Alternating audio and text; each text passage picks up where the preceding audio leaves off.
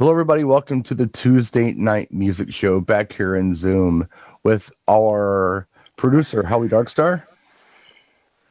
And Sean's hanging out with us, and our co-host, Mr. Jay Brannan. What's up, everybody? It's cold here in Cali. I'm wearing a leather. If you haven't noticed, it's leather night. I'm still not sure why, but Howie started it. It's leather night. So next week, it's leather chaps night. So you're going to want to make sure you tune in for that one. It's a $10 cover charge, though. We'll see how long it lasts. I'm not gonna... Sean's even got his leather on. Yeah, I got my Harley Davidson out back too. Oh, nice. Well, I don't have that, but I got the jacket. I got a 97 Geo Metro I could go roll up in or something, you know. Nice. Yeah, you know. We've got several topics we're going to cover tonight. Try to keep it fast-paced and vary a little bit instead of just doing one thing. I want to talk about the Daft Punk calling it quits thing. That's something that people have been talking about. But before we do that, I had an interesting weekend where I was an assistant to my friend Art as a lighting and sound tech at a quinceañera.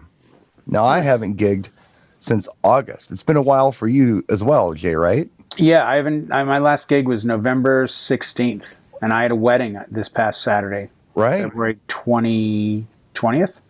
Yeah, past Saturday was the 20th. Right. It just feels weird to get back out there after so long. I was saying to you earlier, and I said to my wife and everyone else, my wife was very anxious for me. She's like, "You got everything you need?" I'm like, "I think so." And you just take for granted that over the last 12, 15, 20 years, you're doing something every month. So you're in a routine. You know, here are the bags, here's the stuff. Right. But this was the longest I think I've gone between events, not counting last year. I'm just counting last event to now. And it was a little bit anxious. Yeah. I wasn't worried about the motions. I've been on Twitch, the driveway. That wasn't the fear. It was, would I forget, you know, like I kept rewriting down the introductions because I haven't been on a mic to introduce anybody since November. Right. And it was like, you just forget, you know, it's like any other muscle you use all the time. When you don't, it gets a little atrophy. Well, luckily for me, I didn't have to worry too much because this wasn't my event. Like I said, I was an assistant. Right. I was doing lighting. I did a rear end fill speaker as well. And I did something different that I've never done before. And Howie actually helped me out on this because I was lost. I had to call Howie and get like a smart guy's take on this because my little brain couldn't get my head around it. And that had to do with the delay, how to set the delay on the speaker. Oh, yeah. So there's a formula, right? Pardon? Is there a formula for that? Like X number of meters, X number of seconds kind of thing? Mm-hmm. Yeah, but the cool thing about the speaker I was using, which was the Electro Voice Evolve 30M, is that if you go into the menu and you go into the basic mode, not the mixer mode, but the basic mode, you can set the delay. And all you have to do is tell the speaker how far away you are from the main speaker. So in my case, it was 29 feet. Now, I don't know if you can convert the display on the Evolve 30M from meters to feet. And if you can, I think you might have to use the Quick Smart app. But I couldn't figure out how to do it on the speaker, so I had to convert feet to meters. And it turns out it was, 9 something? No. It was 17.9832 feet, which rounds up. I'm sorry, meters. 17.982 meters or 932 meters or something like that, which rounds up to 18 meters, right? So isn't a meter 3 feet? Roughly. Yeah, so 29 feet would only. I'm sorry, 59 feet. Oh, 59. I was going to say at 29 feet, do you even need a delay? I'm sorry. No, I misspoke. Okay. 59 feet. So 17.98 something or other. It was close enough to 18 meters. So I set the delay to 18 meters, and there was not an echo of any kind. It was gorgeous. Do you know how long the delay was at that distance? All I know is what I had to do to avoid getting it. Okay, but it didn't That's say the cool like part about it. I didn't have to be Bill Nye the Science Guy or even Howie Darkstar, right, the rocket scientist fed to know how to do this. Well, Yeah, Howie, at I what did it on the distance? calculator or on my phone actually. What distance do you need delay? That's a good question. Well, it goes in milliseconds for But every like, how? foot. Like, is there? If I have So- a speaker 20 feet away from another speaker, does that necessitate that I need to delay the 20-foot speaker? Yes, you do. So- You're going to have the front of house, and that's going to be the sound traveling. Right. And then when you get out there, if you have a fill speaker and that is going off at the same time, that gets that weird reverb echo effect that Brian's talking about. Sure. But if you delay it by milliseconds, like let's say you said it was, let's say you said 20 feet.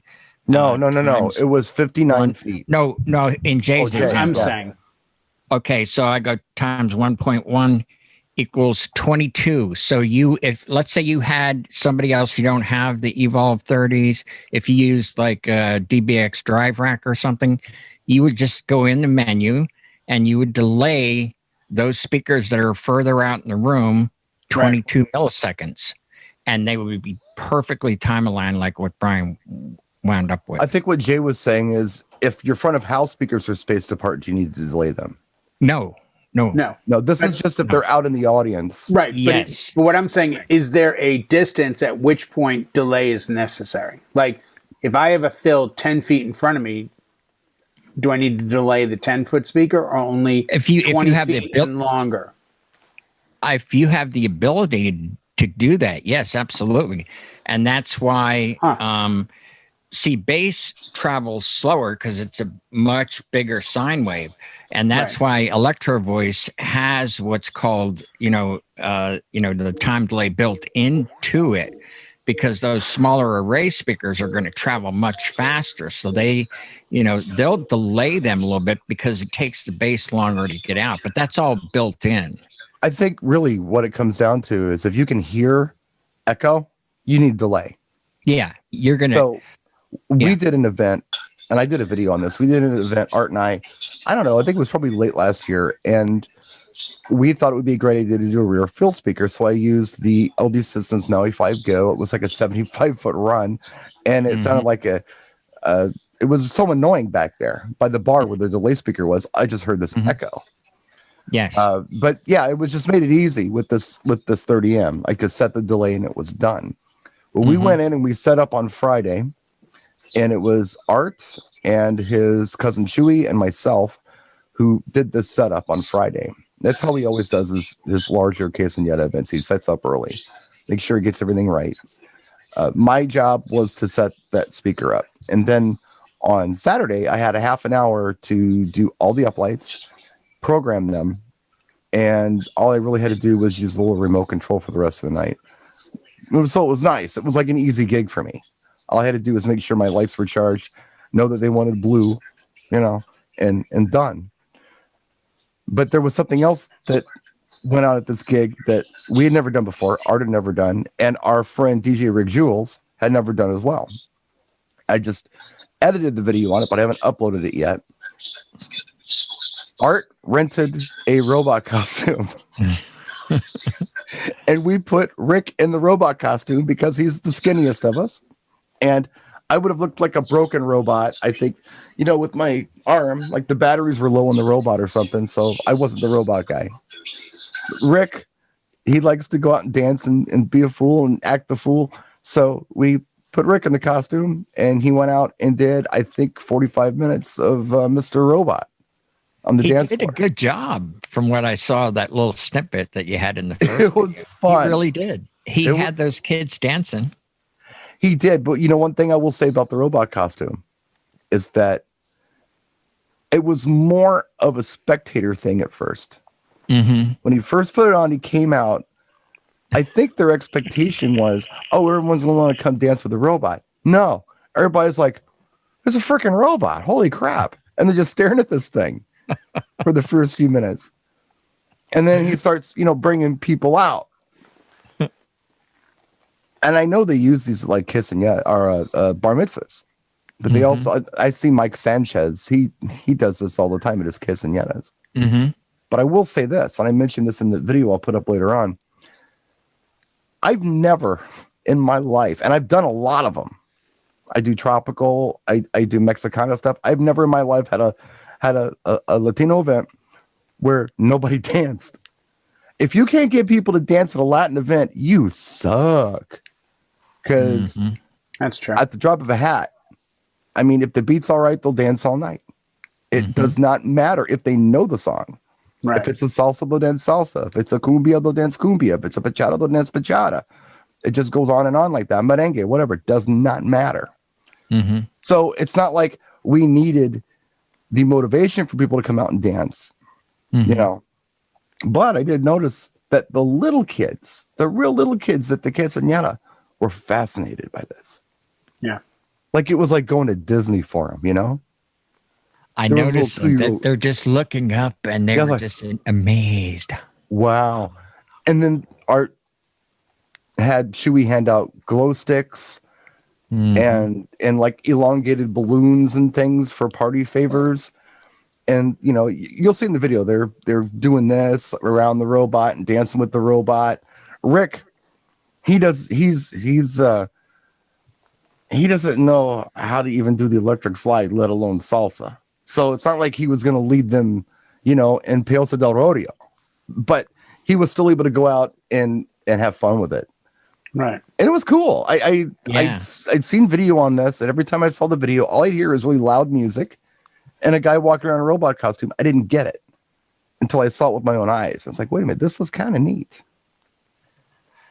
Well, it's a visual. So even if the person wearing the costume is not a good dancer, it would fit with the robot movement, you know? Well, Rick loves to dance. Great.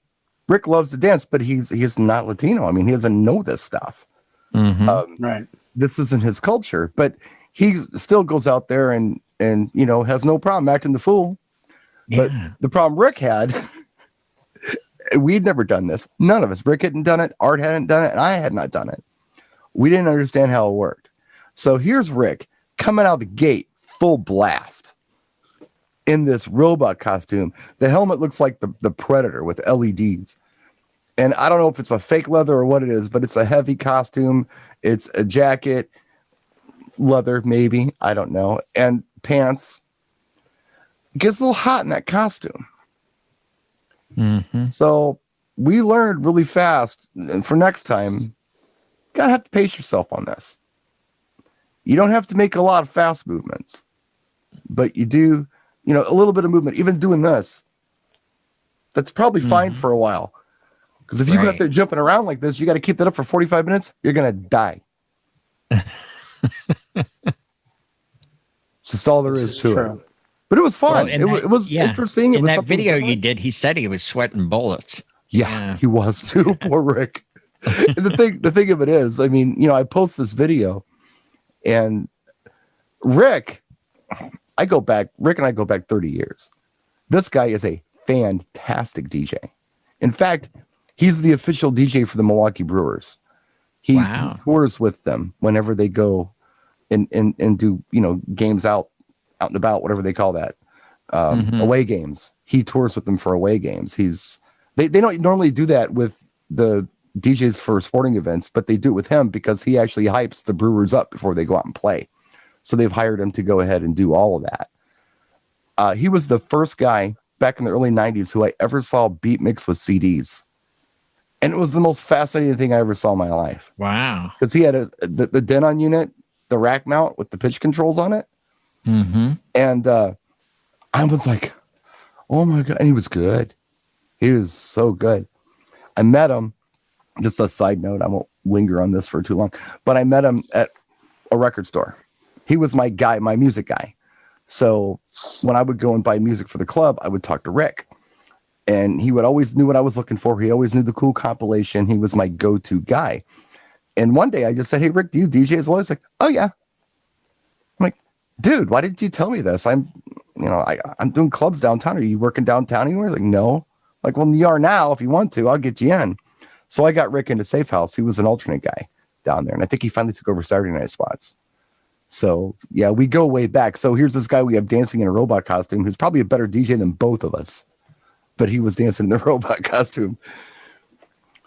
Wow. But the reason we did it like that, or the reason Art did it like that, and I really am thankful to have friends like this and that I network with locally. He was trying to share the love with all of us, because we haven't been out.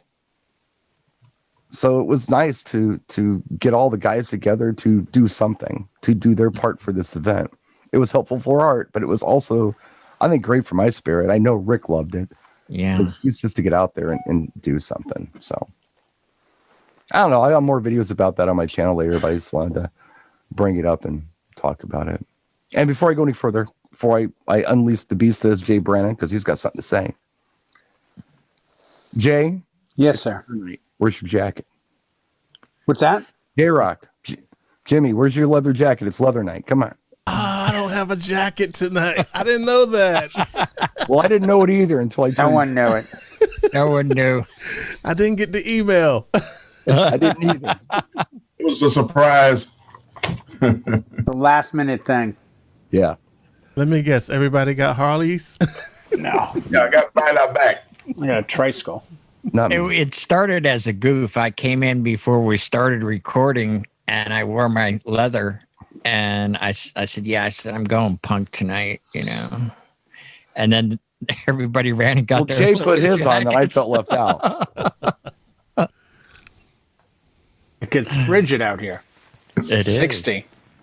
Not anymore, though, because we're wearing leather. Well, Jay, do you know what I noticed about this gig that actually I felt was interesting? What's that? Okay, so I did 3 events last summer, right? Right. And it's a wedding, and it's COVID. So when do you wear a mask? Any time that you can. But if you're drinking or eating something, you don't wear a mask. Sure. When you're not drinking or eating at a wedding reception, you're always drinking and eating. Yeah. Or you Dancing. just finally just give up and take it off because you're constantly taking a sip. Right. I noticed that this quinceañera, most people, not all, but most people wore that mask all night on the dance floor. It was really cool to see. Yeah. Young, old, didn't matter. And there were couples who weren't doing it, and I kind of get that if they're dancing together. But most people, especially the young people, they wore those masks like they were supposed to, and I thought that was pretty cool. Yeah. I had the same sort of thing. I had a lot of young couples. The bride and groom are 26 and 25. Yeah. And a lot of their people in their age group. And I was more surprised. There was quite a few couples where one would have the mask on the whole time and the other one kind of wavered. Yeah, I noticed that too. Yeah. And it was weird. Like the boyfriends never came off. Right. But the girlfriends went up and down, up and down. So Yeah, I saw that too. yeah, I mean, this is just, we could have the same conversation next February, because I think this is just the new normality. And it's, I'm not here to pass judgment or, me make neither. any determinations. But at the core of what I do for a living, it involves people moving at different speeds in close proximity to each other, usually. Right. Saturday was an exception. I was in this huge outdoor area that just had no walls, but just a roof. And, you probably could have fit, if you did theater style seating, you probably could have fit, I don't know, 250 people. And we had 100 at 8 top tables. Yeah. And then all this space in the middle was the dance floor. So even when it came to dancing, people came out with a mask, and a lot of them took it off because they realized they were 5 or 6 feet away from everybody. So they were just like, oh, I can totally do this safely. Right. And, and again, I say to all my couples the same thing I'm sure you do and everyone else does. When it comes to dancing, what's the directive? What do you want? Oh, we want to dance. We want to party. Right. Okay. And at that point, you're dropping beats and you're letting people do what they want to do. It's funny it was, funny you mentioned capacity, because when they put this together, this room is quite large. Right. And they said, okay, it's 150 people. I thought, well, this is pretty responsible, because this room will hold a lot more than 150 people. Yet they're, they're doing 150 to be safe. Right. Look, I guess I've been Latino for about 18, 19 years now. And I can tell you this about Latinos. When you get invited to a party, you bring somebody with you. It's not just you and your +1 that shows up. No. It's you and your minivan that shows up. Uh-huh. So there were quite a few more people than 150 there, I'm sure. Everybody ate and everybody had a good time, but there was not 150 people at this event. There's no way, because that's just not how Latin culture works. Yeah. You invite one person, of course the rest of the family is invited. So, no, and I'm surprised you say that, because I would think that this is that time when maybe that rule might change a little bit. It should, but it didn't. But it was still cool. People wore masks. You know, that was the nice thing about it. People were being respectful and responsible. You have to be responsible. I mean, I have to ask this. Were you inside or outside?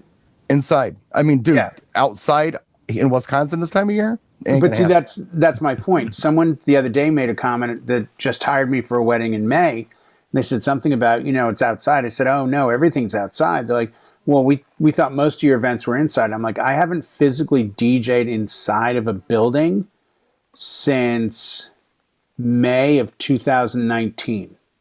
Wow. Every event I have done, because of where I live, has been in an outside venue where at the most I have a roof, but I haven't had walls and a roof where I've played music.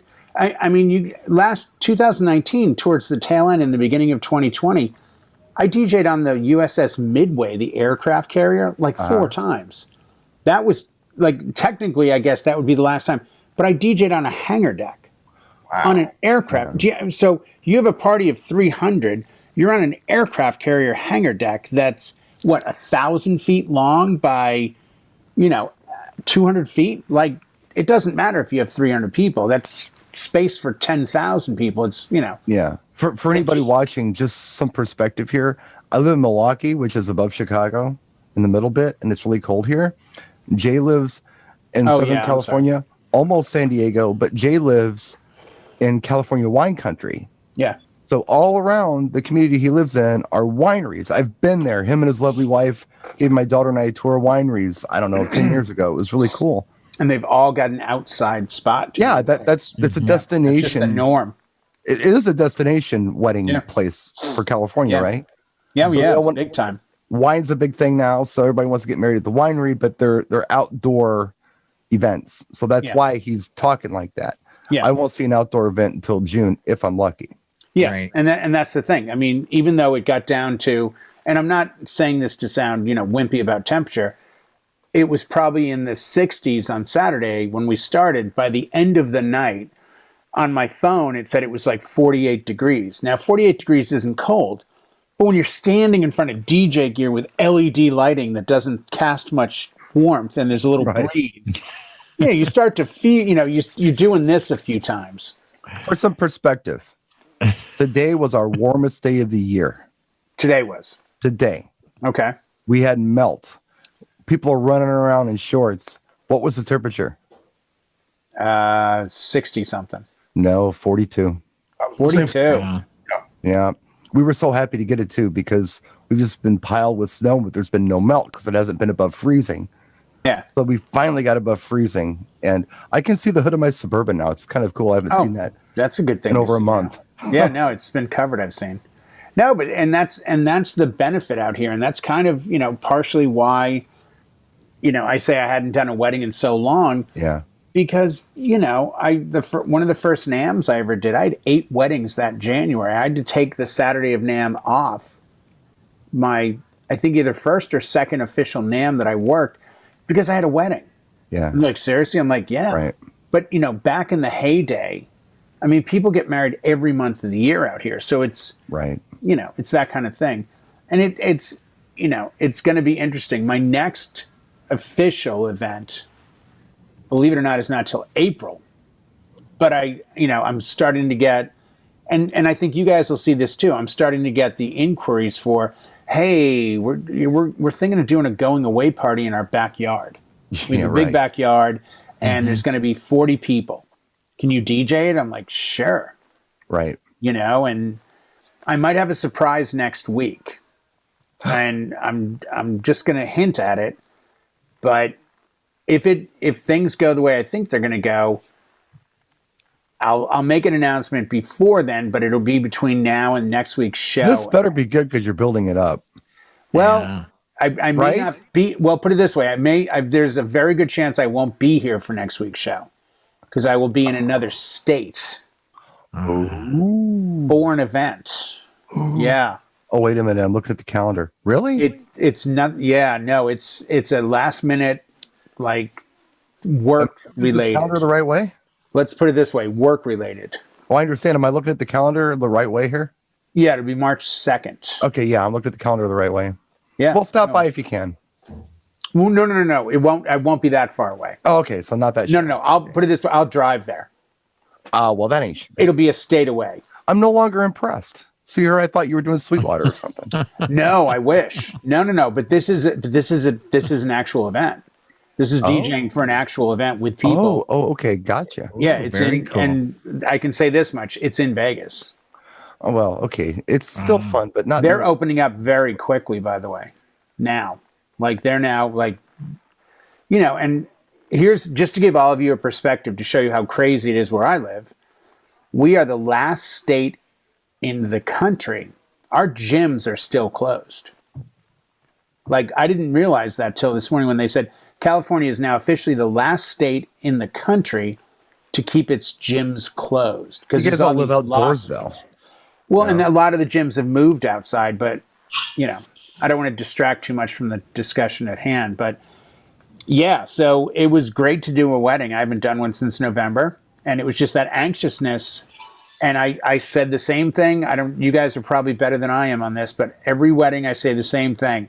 Man, these cables, at the end of the night, I'm going to take the time to wrap them perfectly, and I'm going to place them in the right bag, and I'm going to make sure. And then the gig ends, and I start just shoving. Right. And I can't get them in. And I'll do this when I get home in the garage. You know what? I'll do this weekend. You know what? Next week, and I guarantee you, there'll be. I have poured crap out of a bag on the floor in the garage, gotten a phone call or distracted myself with a squirrel or whatever, and then 2 days later have to take all the crap on the floor and just shove it back in the bag. Why did I do that? And I swore, oh no, I'm going to organize. I'm going to put the Velcro labels on them. Right. I'm going to have them so they're not kinked. I'm over here literally bang. Oh, it was, yeah. I failed myself so badly. I'm curious. So badly. I'm curious. Show of hands, anybody who's got their camera on, how many people typically work alone when they're gigging? Jimmy's got a crew. I know that because he does big stuff. See, I usually do too. I'm usually working alone. Yeah. And, the cool thing about the gig that we did on Saturday, and it's something you forget about until you do it. Then you're like, oh, yeah, it's so nice to work with other DJs sometimes. Oh, yeah. Because you can learn from them. There's always something you learn from them. They all do something a little different. Yeah. Yeah. And there's the camaraderie too, Pardon?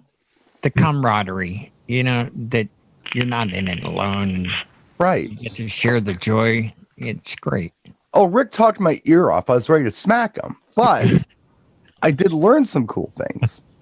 That I didn't. There's music that I heard that Art was playing that I didn't know.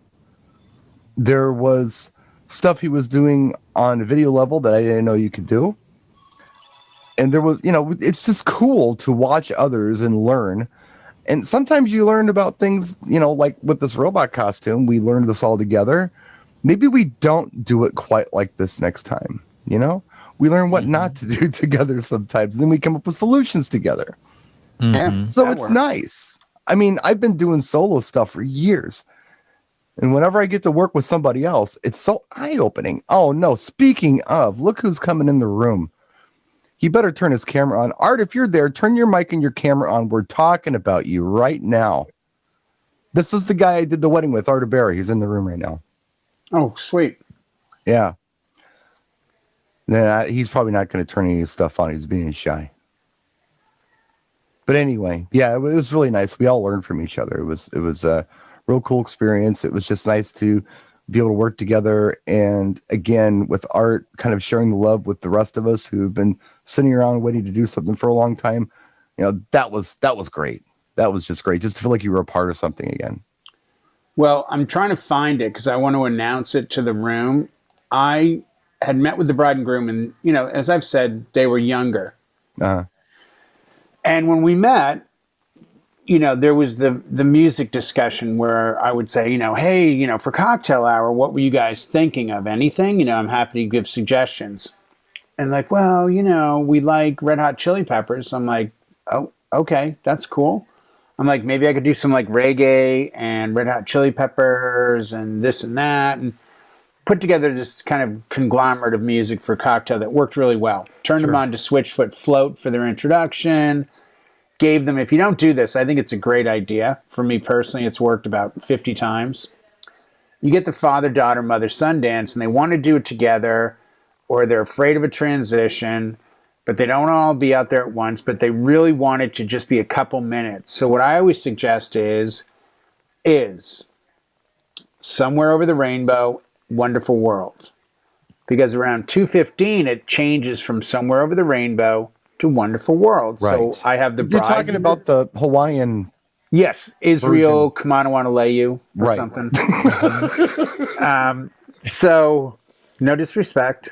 So, fine. That guy's like a folk hero there. Don't be talking. Oh no, that's why I just said that. I don't need the lays coming my way with like daggers. So the volcano in your backyard. Or something. Yeah, I don't need that stuff. After Alice gave back that whole necklace, I think we should all be okay. So I'm going to pay for that one too. So after about 2:10, 2:11, it switches to Somewhere Wonderful World. And I've done this quite a few times, and I sold them on it too, because they're like, I don't want to be out there for 2 minutes, and blah, blah, blah. And I said, I got a great idea. They loved it, and people responded very well. But for dinner, I said, yeah, I love doing themes. Like, you want to do 90s, you want to do 80s, you want to do yacht rock. What? It's yacht rock. What's yacht rock? And I think on my phone, at the meeting, I played like Ambrosia or Peg, or I played some classic yacht rock track, and they loved it. Oh, we like this. Well, their parents, the parents of the bride and groom, are both in their like late 40s to late 50s, right in that realm. So needless to say, it was right in their wheelhouse. And I've never gotten so many compliments from guests at a wedding. Oh my God, Saturday night, Saturday in the Park comes on by Chicago during dinner. I get the groups almost dancing. I get this, I get that. But the real reason I bring it up is that the groom's dad had come up to me during cocktail and said, I hope you got some Marshall Tucker in there. And I'm like, click, click, click, play. Oh, this is great. And I didn't know he was even the groom's dad. He was just a random at the wedding. But, I had so few people, I felt comfortable playing a quick request during cocktail. Turns out Marshall Tucker band almost works with that genre. Well, this was still cocktail, so this was still doing like the reggae and all that. Okay. But the catch-22 was he comes up to me.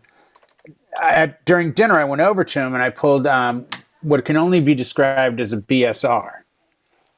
And what I mean by that is I went up to him and I said, I think you're going to love this next song, but I'm going to bet you've never heard it. And I'm also going to say, you don't know who sings it. So I'm going to let you listen to it, and then I'm going to circle back. It's a very me thing to do. Yeah. You just let me know. And he got all excited about it, though. He's like, oh, I can't wait. I know a lot of music. This is my genre. I'm like, you got it, my friend. And I put on, what do you think I put on? Why don't you tell me the song I played? What did you put on? You put on the Beach Boys' Sail on Sailor. No. Deeper. And it's a track you gave me. Go Deep. A track that most people have never heard from our friends. Oh, you put on High on Sunshine by the Commodores. Yes, I did. Oh. And he didn't get it, and he loved it. So I'm looking at the email he sent me. He goes, here's a song for you. You Don't Have to Change by Kool and the Gang.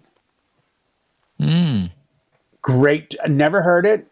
Great track. Which I said, oh, we're going to play tennis, are we? So I came back with Ray Parker Jr. and Radio. What is it? Groovin'. Oh, damn. It's the one I played for all you guys that night. Now I can't remember the stupid name of it. It's like Groove something. It's okay. You just screwed the name up anyway. Yeah, no. Well, but it's credited as a radio track, the group Radio, right, as well as a Ray Parker Jr. track. With the Y, yeah. Yeah, not Radio Dial, but right. For like, those who like your groove, Joel says, is that the one? Is that the one? It could be the groove. The groove, yeah. But it's the first time I've ever had a dad of a bride or groom suddenly whip out the phone and start sending me like Spotify tags. I'm like, this is new. It's bonding. Well, you know what? It's not only bonding, but it got me thinking like, man, there's a wealth of information out there on music of stuff that I admit I won't know. Right. That I can pull from people. Because, you say Kool and the Gang, I'm going to give you 1 or 2 or 3 songs. Like, I can't deep dive Kool and the Gang. I never, you gave us, the High on Sunshine, and it was like, no, this isn't cool. Wait, Commodores? Commodores, wait, yeah. Lionel? Wait, this, what? It's a beautiful song. Dude, 100% of the time I play that, and no one gets it. Yeah. No one gets it. Nope, they're not gonna get it, But that's one of the things that's changing now at weddings a little bit. People are realizing just how important the music is because they have so much access to it. I said a year ago, people don't value music. Into the Groove, Ray Parker Jr., Into the Groove. People don't value music because they don't pay for it. And I still believe that partially. But I also think that there's so much music that people have access to now that I think they're starting to deep dive into it. They're starting to look at it like, it was close. I'm not just gonna listen to the top 40. I'm gonna go a little bit deeper. Yeah. As Sean would say. I'm gonna try to get out there and find something that's maybe off the beaten path. So, right. But yeah, it was, I think anytime the client's parents give you some music you don't have, that's a good day. So the other thing I want to talk about before we wrap the show, and I don't want to spend too much time on it, but the news broke yesterday. Yes. That Daft Punk is calling it quits. They've broken up. And my question to you is, broken up from what? Well, there's only 2 of them. And they haven't done anything outside of that one album in like 10 years. What is it they're breaking up from? I guess that's my point. Like, you're not breaking up, guys. You haven't done it. You haven't been on tour in years. You haven't done anything in years. Well, hold on a second. Just be who you are, and then when you put something out, you can call it a reunion if you want. Like, that's what I think. Random Access Tell us how you really feel, Jay. Yeah. Get Lucky, Random Access Memories, and all that was 2013. I mean, that's 8 years ago. Well, what have they done in 8 years? Well, they did some stuff with The Weeknd a couple of years ago. Yeah, they did. Was it Starboy? I think they Get were Lucky, right? No, Get Lucky was theirs with that was Pharrell and with Nile Rodgers. Yeah, but that was on their album. I got to tell you that thing that they put up on YouTube with the explosion. Yeah. That went. That's got more views than some of their hits. But that's actually from a movie they did in like 2007 that nobody saw, like a real weirdo Frenchy art film. Yeah, it was what do they call that? A niche movie or something that didn't really go anywhere. It was like, and there a lot of anime in it and stuff too. Oh, that was different. That was Interstellar 5555, the story of the secret star system. Okay. Now that one's interesting. If you've never seen it, that's actually why I'm on YouTube. I went on YouTube. I had to register and create a user account on YouTube to watch videos on YouTube. And at the time, Interstellar 5555, the story of the secret star system, was on YouTube, which is the music video for the entire Daft Punk Discovery album. It's the whole thing, and it's all anime.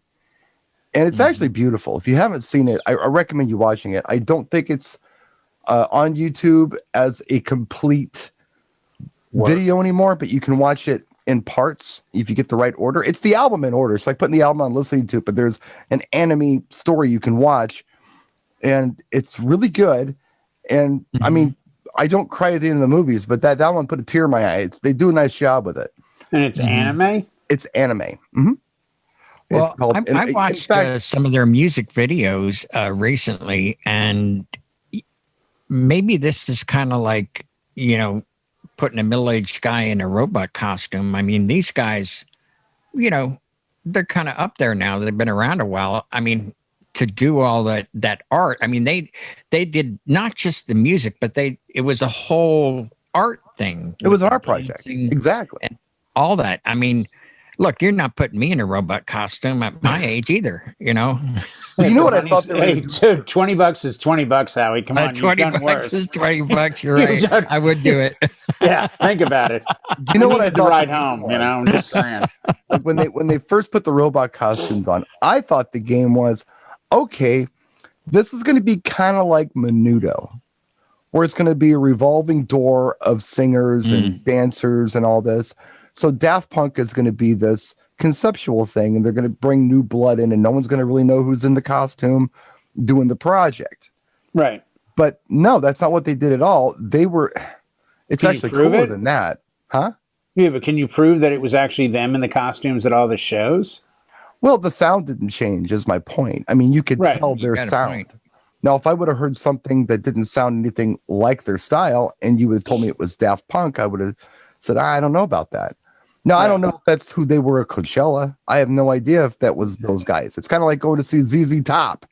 It's a couple dudes in long beards and sunglasses and hats. It could be, but there's at least a relationship. Like, I think today the most obvious one, you can't call it Dead Mouse because he takes the mouse head off. But you know what he looks like, right? The only one that I can think of, there's 3 people that have played the exact same show, and they're all the same guy, because one's a DJ, one's more of a producer DJ, and one is the guy in the white outfit, Marshmallow. Because everyone knows technically Marshmallow is this guy.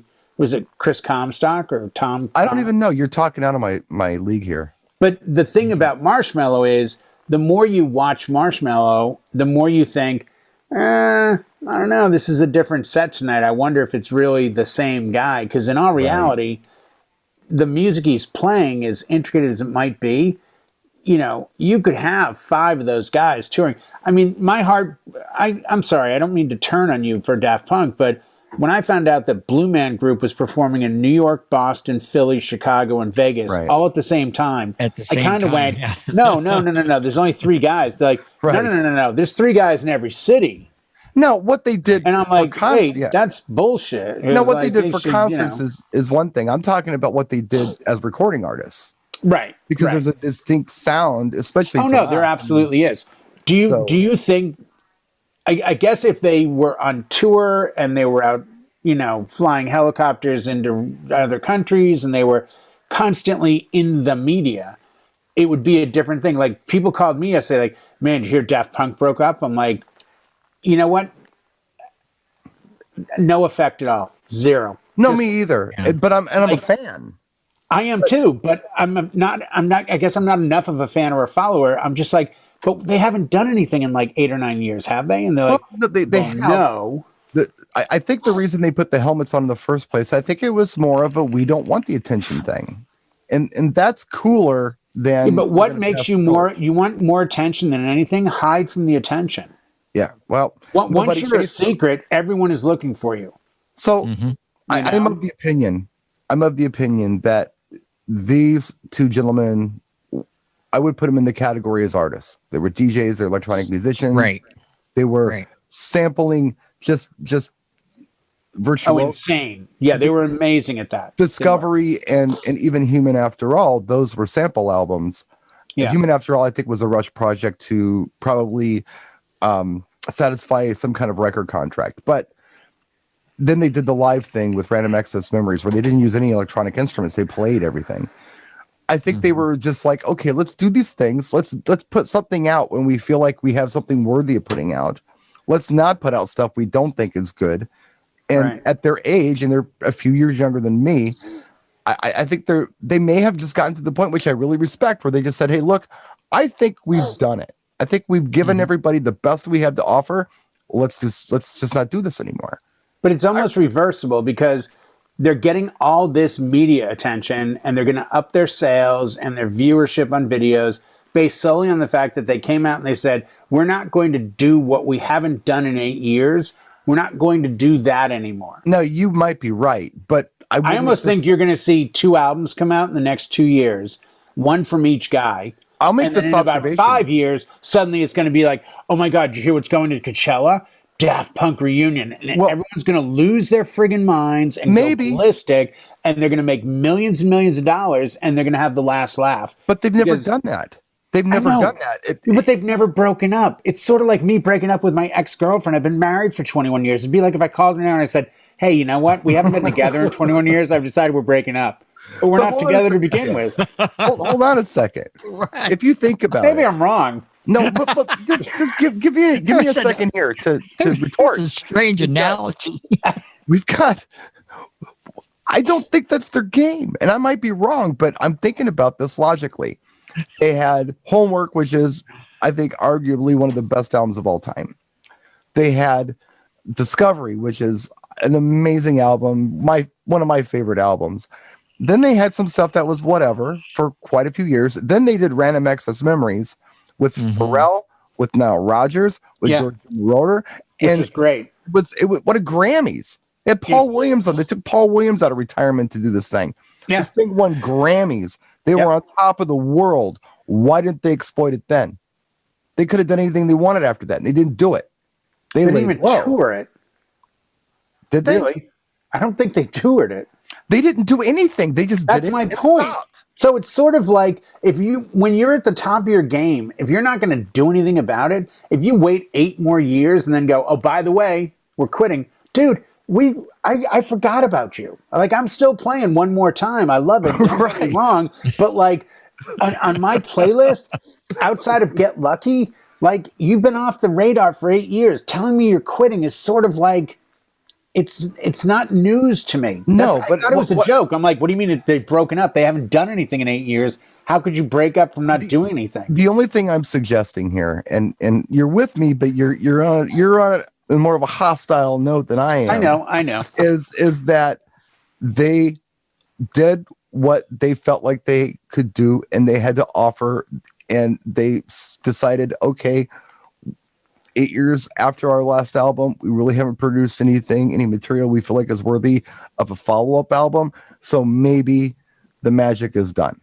Yeah, they called each other from their big French chateau mansions and said, hello. They live by you. They live here? Yes. Okay, I'll go find them. They're Mulholland Drive guys. I'm going to go find out what the gig is. They're Mulholland Drive guys. They've lived out in LA for years. I am just, and I am the first to admit that if I became famous tomorrow and people were hounding me for my autograph and wanting photos and throwing money at me, I might turn on them and shave my head and join a monk Trappist place in, Tibet. I might do that, but I'm pretty sure I wouldn't. No, you wouldn't. I'm pretty sure I'd be the first guy on the sidewalk going, hey, everybody, it's me. Come on in. Right. And they never did. Hey, girls.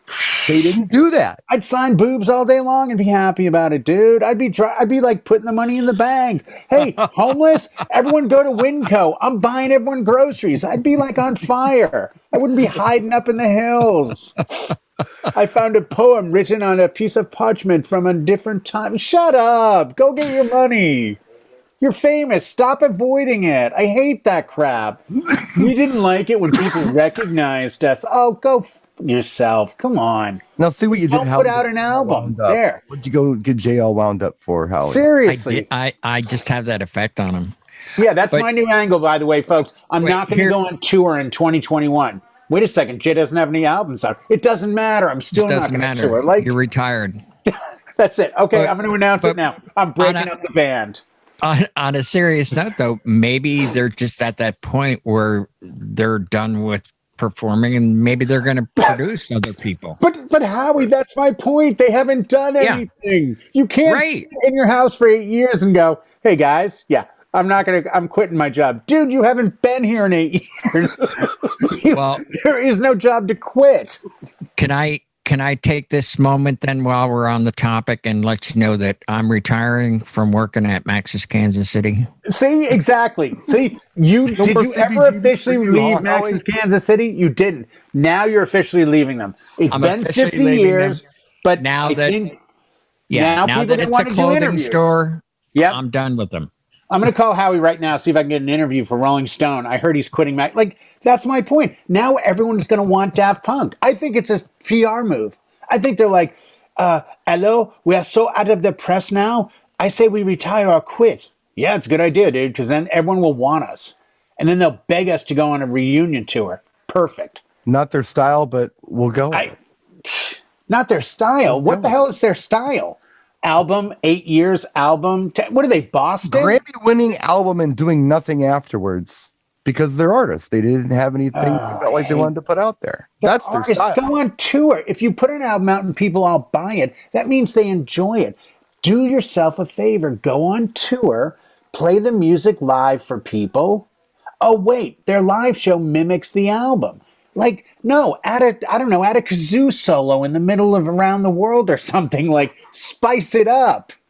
Get Zamfir. Get the pan flute guy to come out with you and do like Digital Love and have this like. I think you're just playing the J-Rock. You're just trying to impress him at this point. I'm sorry, but like when I first heard it, I was like, oh, that sucks. Wait a second. They haven't done anything in forever. I don't know that I'm going to miss it. Well, I don't know about all their great music. I can still get all the great music they've already done. Mm-hmm. It's sort of like, hey, Jay, we're not going to make Oreos anymore. Okay. I haven't had an Oreo in like 10 years.